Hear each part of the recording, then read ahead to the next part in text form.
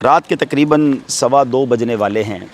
کربلا معلیٰ کی پرسوز فضائیں ہیں اور ہم امام عالی مقام، امام عرش مقام، امام تشنا کام، امام حسین رضی اللہ تعالیٰ عنہ کی بارگاہ میں حاضری کے لیے جا رہے ہیں۔ فضائل اتنے ہیں کہ عقل حیران ہو جاتی ہے کہ ان کی شان ہم بیان کیسے کریں جو نبی پاک کی گود میں بڑے ہوئے ہوں۔ اچھا، امام حسین رضی اللہ تعالیٰ عنہ کی شان کا ایک اور پہلو سمجھیے گا کہ دنیا میں ہمارے یہاں بھی جب بچہ پیدا ہوتا ہے تو ہم اس بچے کو کیا کرتے ہیں، اس بچے کو گٹی دلانا چاہتے ہیں، تہنیک بھی کہتے ہیں اس کو۔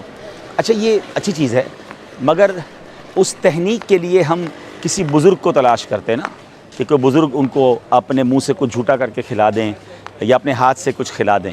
اچھا، پھر ہم کیا کرتے ہیں کہ ہم اذان کے لیے کسی کو ڈھونڈتے ہیں۔ نارملی تو خیر خود اذان بھی دے دینی چاہیے، لیکن چلے اگر اذان کے لیے بھی ہم چاہتے ہیں کوئی بزرگ شخصیت اذان دے، تو امام حسین کے کانوں میں جو اذان دی نا، وہ بھی نبی پاک علیہ الصلوۃ والسلام نے اذان دی۔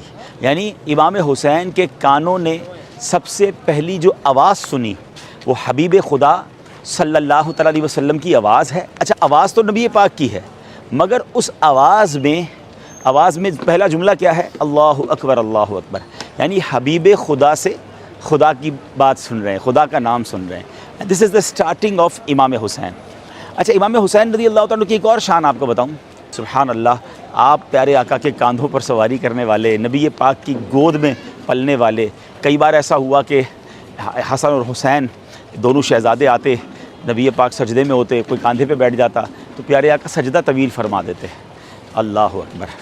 ایک بار امام حسن غالباً نبی پاک کے کاندھوں میں تھے تو ایک صحابی نے دیکھ کر کہا کہ اے بیٹے، تمہاری سواری کتنی پیاری ہے۔ تو سبحان اللہ، نبی پاک نے فرمایا سوار بھی تو دیکھو کتنا پیارا ہے۔ یعنی نبی پاک کتنا پیار فرماتے ان دونوں شہزادوں سے، اور آقا فرماتے حسین منی و انا من الحسین، میں حسین سے ہوں اور حسین مجھ سے ہیں۔ جس نے حسین سے محبت کی اس نے مجھ سے محبت کی، اور جس نے حسین سے دشمنی کی اس نے مجھ سے دشمنی کی۔ امام حسین نبی پاک کے چہیتے، میرے آقا کی آنکھوں کے تارے، نبی پاک نے انہیں اپنا پھول فرمایا، اور نبی پاک باقاعدہ انہیں اسمیل کرتے تھے۔ ہاں، یہ بھی میں آپ کو بتاؤں، پھول کہنا بہت بڑی بات ہے، مگر پیارے آقا ریحانۃ الرسول ہے نا، تو ان کو سونگھتے تھے، اتنا پیار، چومتے تھے انہیں۔ ان کے ساتھ ظلم تو بہت ہوا ہے، مگر بہت عظیم ہستی ہیں، ہم پر مہربانی فرمائیں گے انشاءاللہ، اور اللہ پاک ان کے صدقے ہمارے گناہوں کو معاف فرمائے۔